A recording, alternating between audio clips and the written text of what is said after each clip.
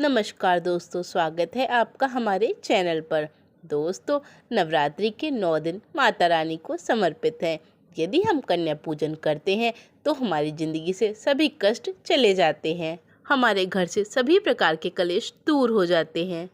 पितृदोष, शनि दोष, काल सर्प दोष, नज़र दोष, इन सभी से हमें मुक्ति मिलती है। घर में सभी प्रकार की खुशियाँ आती हैं और अकाल मृत्यु घर में कभी भी नहीं होती।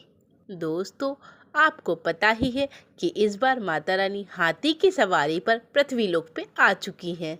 जब माता रानी हाथी पर सवार होकर आती हैं तब पृथ्वी पर फूल खिलते हैं और धन की वर्षा होती है। किसान के घर में माता जगदम्बा का आगमन होता है। दोस्तों, इस बार के नवरात्रे बहुत ही शुभ और मंगलकारी हैं।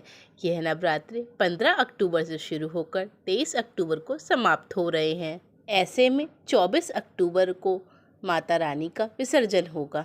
दोस्तों, हमारे हिंदू धर्म में नवरात्रि की अष्टमी और नवमी पे कन्या पूजन का विधान है। इस बार अष्टमी पर दिन रविवार है और नवमी को सोमवार है। कुछ लोगों के यहाँ अष्टमी पर कन्या पूजन होता है और कुछ लोगों के यहाँ नवमी तिथि पर कन्या पूजन होता है। ऐसे में आप अष्टमी या नवमी किसी भी दिन कन्या पूजन कर सकते हैं, परंतु दोस्तों, कन्या पूजन करना बहुत ही ज़्यादा आवश्यक होता है। शास्त्रों में 9 दिन के नवरात्र को बहुत ही शुभ मंगलकारी माना जाता है और वहीं दोस्तों 8 दिन के नवरात्रों को शुभ नहीं माना जाता। दोस्तों, 10 दिन के नवरात्र बहुत ही शुभ माने गए हैं। यदि आप इन दिनों माता रानी का पूजन करते हैं और नवमी अष्टमी के दिन कन्या पूजन करते हैं तो माता रानी आपको अभय वरदान देती हैं। आपकी कुंडली के सभी दोष खत्म कर देती हैं और श्रीधर की तरह सच्चे दिल वाले व्यक्ति का माता रानी उद्धार अवश्य करती हैं। माँ की उपासना से विनम्रता का विस्तार होता है, सभी कष्ट दूर हो जाते हैं। माता रानी का व्रत पूजन और कन्या पूजन हम कभी भी कर सकते हैं, परंतु नवरात्र के दिन इनका विशेष महत्व होता है। तो कन्या रानी फूल की पंखुड़ियों की तरह नाजुक होती हैं। दोस्तों, कन्या पूजन सर्वश्रेष्ठ है। कन्या पूजन के रूप में स्वयं माता जगदम्बा वैष्णो देवी आपके घर आती हैं। दोस्तों, कन्या चाहे छोटी हो और चाहे बड़ी, वह सदैव पूजनीय होती है। वह माता का स्वरूप मानी गई है। दोस्तों, ऐसा माना जाता है कि यदि आप व्रत करते हैं तो माता रानी इतना प्रसन्न नहीं होती जितना आप कन्या पूजन करके माता रानी को प्रसन्न कर सकते हैं। दोस्तों, नवरात्रि में छोटी छोटी कन्याओं को माता रानी का स्वरूप माना जाता है। इन दिनों माता रानी को भोग लगाया जाता है और कन्याओं से अपनी उन्नति के लिए आशीर्वाद मांगा जाता है। कन्याओं को प्रसन्न करने के लिए विभिन्न प्रकार के गिफ्ट दिए जाते हैं। दोस्तों, ऐसा माना जाता है कि यदि आप कन्याओं को कुछ भेंट देते हैं और वह उसे बहुत ही खुशी से स्वीकार करती हैं तो स्वयं माता वैष्णो ने आपकी भेंट स्वीकार कर ली हो। जिन लोगों पे कन्याएं प्रसन्न होती हैं, समझो उन्हें माता रानी का आशीर्वाद मिल गया और माता रानी उन्हें मुँह मांगा वरदान देती हैं। कन्या पूजन कोई छोटा मोटा दान नहीं होता। 10 बार गंगा स्नान करने से और 100 बार यज्ञ करने से भी बड़ा दान कन्यादान होता है। दोस्तों, इसीलिए कहा जाता है कि कन्याओं को सताना नहीं चाहिए। स्वयं माता कन्या के रूप में चलकर आपके घर आती हैं। दोस्तों, 2 साल से लेकर 10 साल तक की बच्चियों को हमें कन्या पूजन में सम्मिलित करना चाहिए। अष्टमी और नवमी के दिन कन्याओं के पैर धोकर उन्हें भोजन कराना बहुत ही श्रेष्ठ माना जाता है। दोस्तों, इस दिन आप कन्याओं को अपने घर से लेके आएं और उन्हें बहुत ही प्यार से भोजन कराएं। तो चलिए दोस्तों, जानते हैं कि हमें कन्याओं का स्वागत कैसे करना चाहिए। दोस्तों, कन्या जब आपके घर पधारे तब हमें उनके पैर दूध और पानी से धोने चाहिए। उसके बाद हमें उनके पैर में महावर लगानी चाहिए और दोस्तों, कन्याओं के माथे पर अक्षत, फूल, कुमकुम आदि लगाना चाहिए और कन्याओं की आरती उतारनी चाहिए। उसके बाद कन्याओं को चुंदरी उड़ानी चाहिए और फिर कन्याओं को भोजन कराना चाहिए।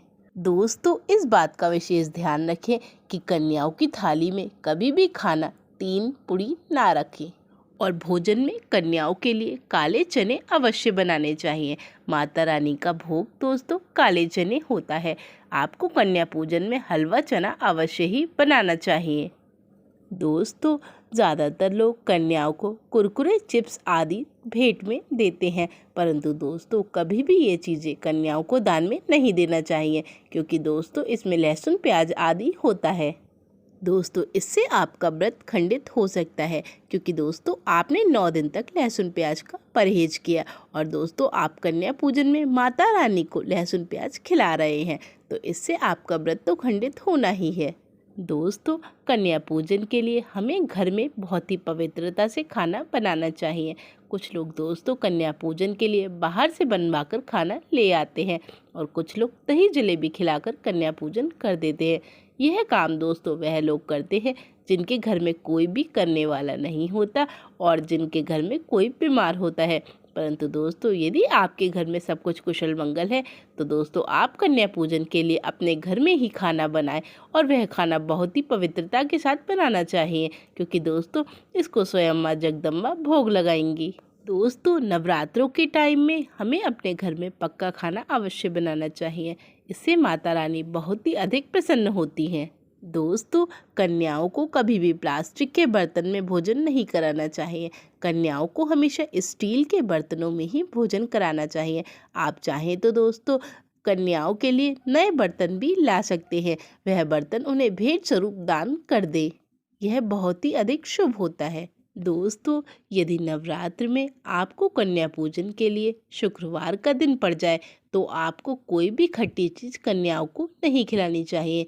यदि आप खट्टी चीज़ कन्या को खिलाते हैं तो इससे माता लक्ष्मी रुष्ट हो जाती हैं। दोस्तों कन्या पूजन में भोजन कराने के बाद कन्याओं की थाली में आपको एक लौंग का जोड़ा अवश्य रखना चाहिए, क्योंकि लौंग आदिशक्ति जगदम्बा को बहुत ही अधिक पसंद होती है।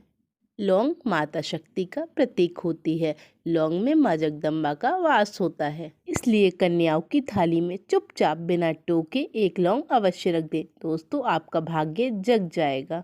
दोस्तों तो चलिए बताते हैं कि आपको नवरात्रों में कन्याओं की थाली में क्या चीज़ें रखनी चाहिए और आपको कन्याओं को क्या चीज़ें भेंट स्वरूप देनी चाहिए, जिससे कन्याएं बहुत अधिक प्रसन्न होती हैं और आपके घर में माता लक्ष्मी वास करती हैं। आपके घर में धन की वर्षा होने लगती है। दोस्तों कन्याओं की थाली में दक्षिणा अवश्य रखें, इससे कन्याएं बहुत अधिक प्रसन्न होती हैं और खुशी खुशी आपको ढेर सारा आशीर्वाद देकर जाती हैं। दोस्तों कन्याएं जितनी ज़्यादा प्रसन्न होती हैं माता रानी आपको आपके व्रत का फल उतना अधिक देती हैं। इसलिए दोस्तों आप कन्याओं को मेकअप का सामान, चॉकलेट बॉक्स, टॉफ़ी आदि चीज़ें दे सकते हैं।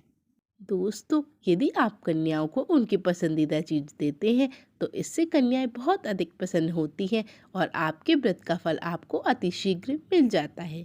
दोस्तों कन्याओं को लोहे का सामान कभी भी ना दें, इससे आप पे राहु केतु का प्रभाव लग जाता है। दोस्तों जब आप कन्याओं को विदा करें तो उनके चरण अवश्य छुएं और दोस्तों अपनी कामना को उनके समक्ष रखें। दोस्तों जो भी मुराद आप सच्चे दिल से माता रानी के समक्ष रखते हैं वह मुराद अवश्य पूरी होती है। यदि वह लालच माता रानी का पाने का हो तो उसे बोलते हैं सच्ची श्रद्धा और भक्ति। तो दोस्तों आज के लिए बस इतना ही। धन्यवाद।